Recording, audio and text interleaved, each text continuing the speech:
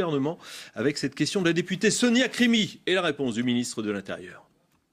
Vous préparez depuis des mois un projet de loi sur le droit d'asile, une immigration maîtrisée. Les personnes dont nous parlons aiment la France. Elles fuient des pays en guerre, elles fuient un avenir économique et climatique leur paraissant bien terne. La France les accueille, mais les conditions d'accueil sont aujourd'hui dans une impasse. Le traitement du séjour irrégulier en France est devenu une angoisse. Pourriez-vous, Monsieur le Ministre, nous détailler l'équilibre politique de votre réforme, une réforme juste et humaine à laquelle nous étions tous engagés. Madame la députée. Que voulons-nous faire avec le président de la République? Une politique équilibrée. Et ce matin, j'ai accueilli 30 personnes originaires du Darfour et d'Érythrée qui étaient des réfugiés. Et effectivement, nous disons que nous allons demain faire la guerre aux passeurs et cela, nous le faisons avec tous les pays d'Afrique et tous les pays d'Europe qui ne veulent pas effectivement de passeurs à travers leurs frontières. Bien, l'immigration, c'est le sujet qui va diviser République En Marche? C'est le premier couac, mais la réalité, si vous voulez, c'est que la République En Marche, évidemment, est composée de gens de droite, on le verra dans le sondage, voilà, du centre, de droite, et puis de gens de gauche. Donc il est évident qu'à un moment donné, je pense que quand on est quelqu'un de gauche et qu'on a une réelle, comment dirais-je, on a cru réellement dans Emmanuel Macron et on continue de croire dans Emmanuel Macron. Je pense qu'on peut glisser sur la politique sociale, même si c'est difficile. On peut glisser sur la fiscalité, même si c'est pas facile. Mais il y a une chose sur laquelle on peut pas glisser, c'est sur ces questions profondes de société. Donc on sait très bien que l'immigration, c'est un sujet qui divise. Il divise tous les camps. D'ailleurs, la droite n'est pas forcément homogène sur cette question. La gauche ne l'est absolument pas non plus. Eh bien, la République En Marche n'échappe pas à ce qui est un débat qu'on ne peut pas éluder, parce que derrière l'immigration, il y a beaucoup de choses. Il y a d'abord la politique d'accueil, bien sûr. Il y a la question qui va. Est-ce que on accepte que les réfugiés politiques et les autres, on les met dehors, on les empêche de passer? Qui sépare le bon grain de l'ivraie?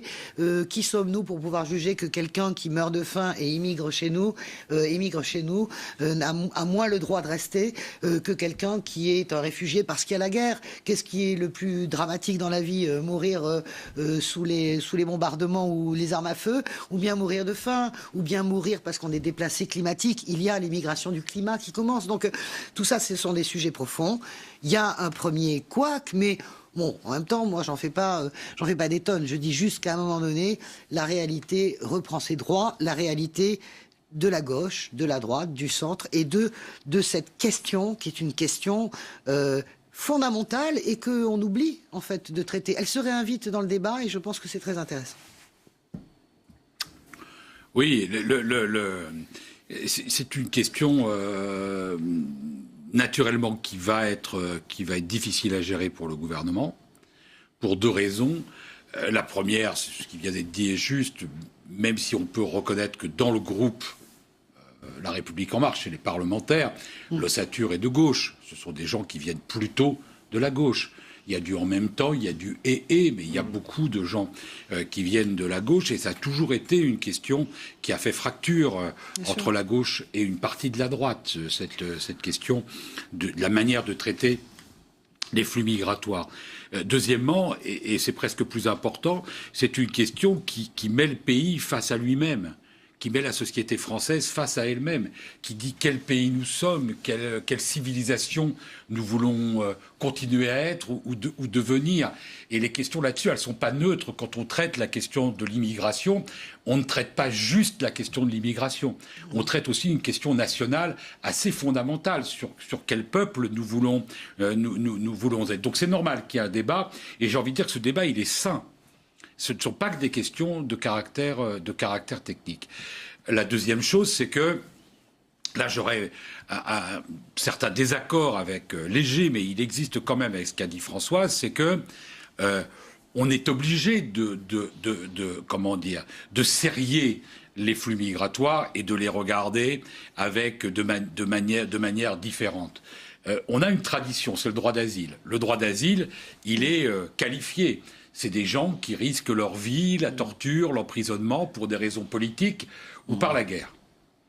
Et je crains que si on mélange ça avec les flux d'immigration économique, qui sont un problème sérieux, si on dit tout ça c'est pareil, et qui sommes-nous pour décider qui est qui, alors il n'y a plus de droit d'asile. Alors tout est droit d'asile. Oui. Et quand tout est droit d'asile, il n'y a plus de droit d'asile. Et moi, je veux qu'on défende le droit d'asile. Et je dis donc que le droit d'asile, il doit continuer à être défendu dans sa définition, qui est un accord d'ailleurs mondial, universel. Et pour le défendre, est-ce qu'il faut reconduire dans leur pays d'origine les gens qui en sont déboutés? Parce que c'est le problème. Rapport de la Cour des comptes, 96% des déboutés ne sont pas reconduits. Et la question, c'est comment vous reconduisez? Est-ce que, non mais écoutez, objectivement, vous avez quelqu'un qui arrive du Darfour, vous connaissez parfaitement, vous êtes un très bon journaliste, vous connaissez la situation au Darfour. Mais le problème se pose pas pour ces gens-là. C'est pour ceux qui sont déboutés et qui ne sont pas reconduits parce que c'est des pays fiables. Non, mais la réalité, comment est-ce que vous faites? Mais la réalité, c'est comment est-ce que vous faites? Alors, si vous me dites le Maroc ou si vous me dites l'Algérie. Ok, d'accord. Mais l'Albanie, oui, voilà. Enfin l'Albanie est un pays en reconstruction, n'exagérons rien, c'est quand même pas le pays d'Alice au pays des merveilles non plus, l'Albanie. Je veux dire par là que, comment vous renvoyez les gens? Qu'est-ce que vous prenez comme responsabilité de renvoyer quelqu'un en Afrique dans un pays qui est 190e, par exemple, sur le classement des pays les plus pauvres qui en comptent 192 ou 196? Qu'est-ce qui fait que, comment vous prenez cette décision de le renvoyer, traîne savate et crève misère? Moi, je suis d'accord avec Jean-Luc sur la tradition du droit d'asile. Mais je pense que puisque nous sommes dans un monde qui change, vous savez, ça fait des années que les Nations Unies, le Haut Commissariat aux réfugiés tirent la sonnette d'alarme en disant les problèmes fondamentaux à régler au XXIe siècle seront les migrations de la misère. Moi, je me souviens déjà en 95 d'avoir lu des rapports à l'époque de Madame Ogata, c'est l'ancien monde, qui était la patronne du Haut Commissariat aux réfugiés, qui disait attention, vous allez avoir les migrations de la misère, vous allez avoir les migrations climatiques, vous allez avoir les migrations du climat. Nous y sommes. Mais donc plutôt que de s'arc-bouter sur des vieux schémas. Non, laissez-moi terminer, Jean-Luc. Vous êtes un adepte du nouveau monde. Eh bien, chiche. Plutôt que de s'arc-bouter sur des anciens schémas, inventons autre chose. On ne peut pas avoir Emmanuel Macron qui nous compte fleurette en nous expliquant, en nous parlant de bienveillance tous les 4 matins, et avec les réfugiés à Calais qui ont chaque jour à peine l'autorisation d'avoir de quoi dormir et d'être au chaud. Médecins du Monde tire la sonnette d'alarme. Il a raison. Donc, deux observations. La première, c'est que on ne peut pas dire, encore une fois, qui sommes-nous pour interdire? Parce qu'il y a un moment donné, nous sommes un pays avec des capacités forcément limitées. Il n'y a pas un pays au monde qui a déclaré porte ouverte. Non. Pas un. Et donc, il n'est pas question, il ne peut pas être question.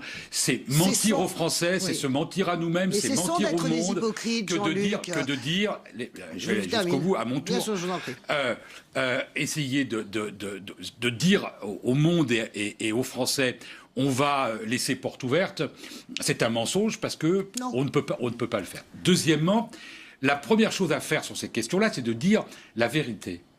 Et c'est ce qui manque dans le débat à l'Assemblée nationale, c'est un premier élément qui manque. Combien?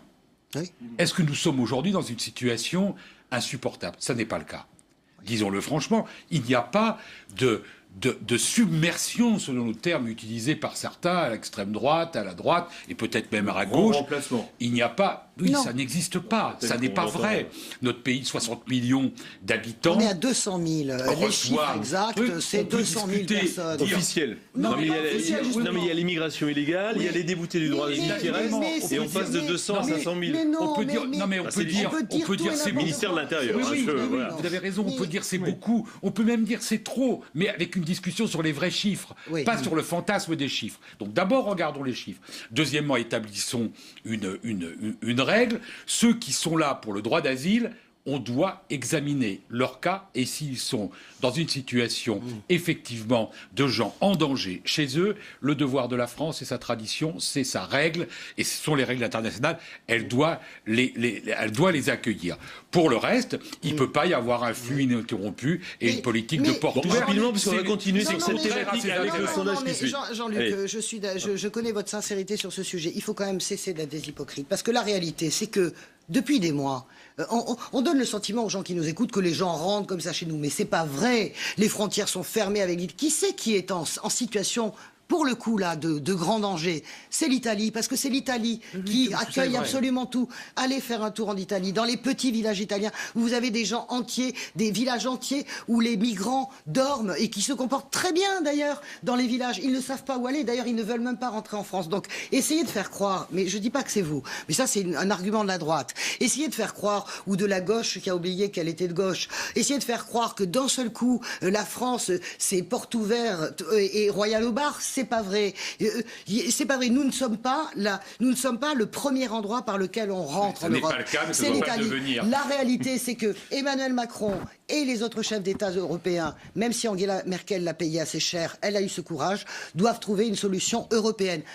L'Italie la demande, cette solution européenne, depuis des mois, des années. On ne leur a rien donné à part Erdogan. Donc, mettons-nous autour de la table de façon européenne, et surtout, avant de faire des grands discours, quand ils sont chez nous, même s'ils doivent repartir, est-ce qu'on peut avoir la dignité de leur donner de quoi manger, de quoi se laver et de quoi dormir au chaud? Juste ça. Bon. Il y a des gens qui vous diront c'est déjà le cas, mais on va pas lancer le débat. Oui, alors, est-ce un rapport de cause à effet entre ce dont on vient de parler et ce qui suit? En football, on appelle ça la remontada. Je ne sais pas si vous êtes fan de foot, mais oui, voilà, c'est comme ça. Après le coup de mou de cet été, le président de la République effectue une remontée spectaculaire dans les sondages, comme en témoigne le dernier